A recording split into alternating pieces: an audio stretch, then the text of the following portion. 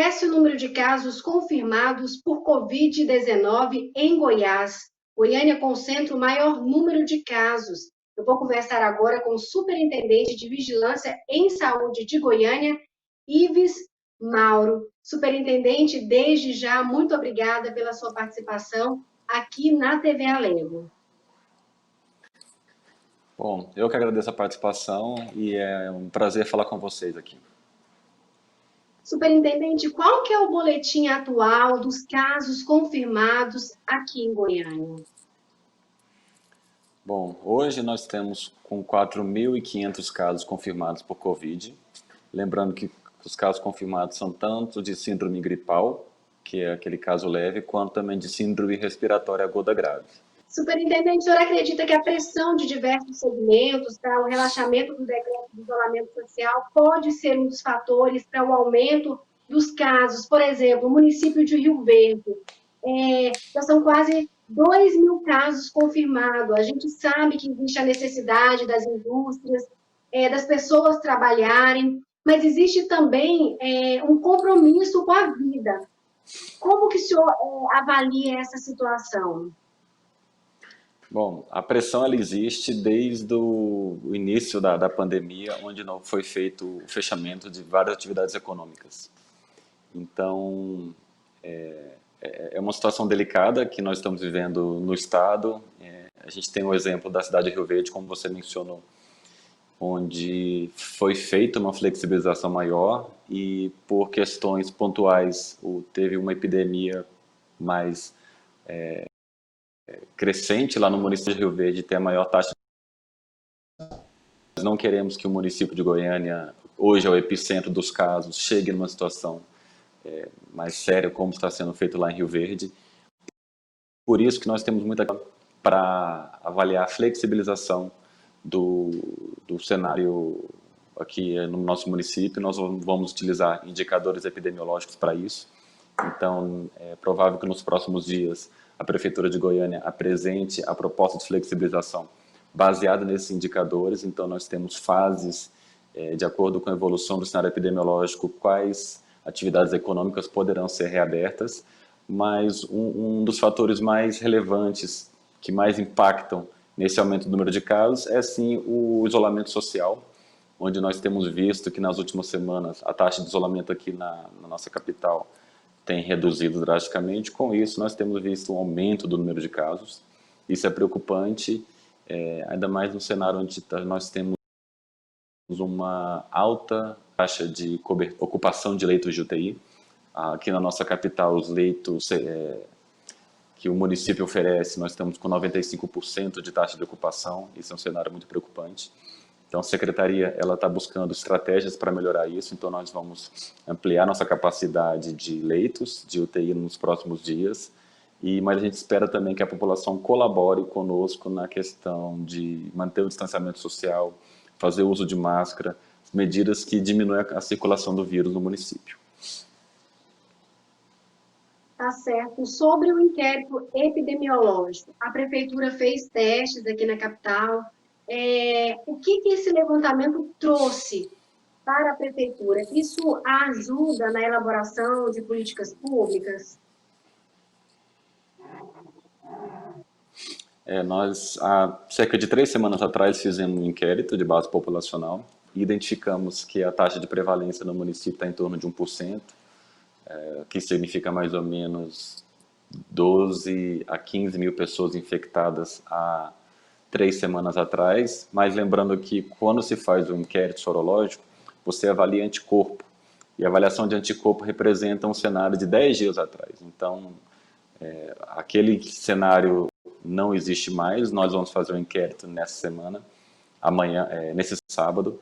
E qual que é o objetivo desse inquérito? Justamente nos dar parâmetros para avaliar medidas de saúde pública, dentre elas a flexibilização mesmo de leitos de UTI.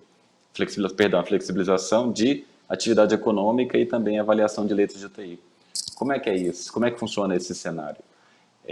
Quando você tem uma evolução grande da infecção, então se nós vimos no primeiro momento 1% da população infectada e num segundo momento essa proporção cresça para 4, 5, até 10%, significa que a infecção da população, a infecção da doença está aumentando muito. E qual que é o efeito disso? É aumentar ainda mais as restrições da flexibilização das atividades econômicas. Então, a gente espera que a prevalência seja baixa, mas a gente tem que verificar que em um cenário onde você tem um inquérito sorológico, onde você tem a taxa de infecção mais restritiva, deve ocorrer para controlar a evolução da doença no município.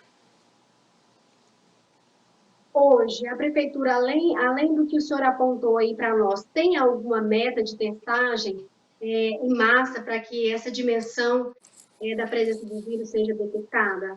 A gente sabe que existe uma necessidade muito grande de testagem em massa, mas a gente precisa verificar qual que é a aplicabilidade disso, né? Então, um teste rápido, ele não identifica a doença, então ele identifica somente a produção de anticorpos, que não tem indicação nenhuma. E o teste mais indicado é o RT-PCR, que tem um custo maior, mas também é indicado para pessoas que têm sintomas. Goiânia, desde o mês de abril, já adquiriu testes de RT-PCR com uma empresa que foi contratada pelo município. Esse contrato já está se encerrando, nós estamos fazendo um novo contrato para uma nova empresa para ser feito no nosso município, além de uma parceria que nós fizemos com a UFG, onde foi feito o repasse de R$800 mil, que a UFG vai fazer a aquisição de insumos para também ser um local de realização de testes de RT-PCR. Então, nós estamos ampliando a nossa capacidade diagnóstica e a gente espera que, com isso, possa atender aquela população que venha a ser para casos leves da doença, que é a síndrome gripal, porque os casos graves já são notificados e investigados pelo LACEN, que é o Laboratório Central. Então, hoje, nós fizemos mais ou menos 4.000 PCRs com esse laboratório privado e nós estamos ampliando essa capacidade para até 50.000 PCRs que a gente deve usar nos próximos 2 meses aqui no nosso município. Tá certo, superintendente. Muito obrigada mais uma vez pela sua participação na TV Alegre. Quais são as suas considerações finais?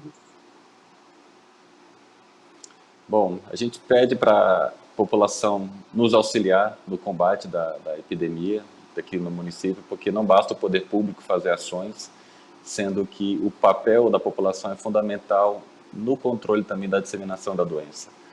A Secretaria não tem medido esforços para ampliar a capacidade diagnóstica, ampliar a capacidade hospitalares, a aquisição de insumos, principalmente de EPI, para as nossas unidades de saúde. Sabemos que no momento de pandemia, os custos de insumos são 500% do que no cenário normal.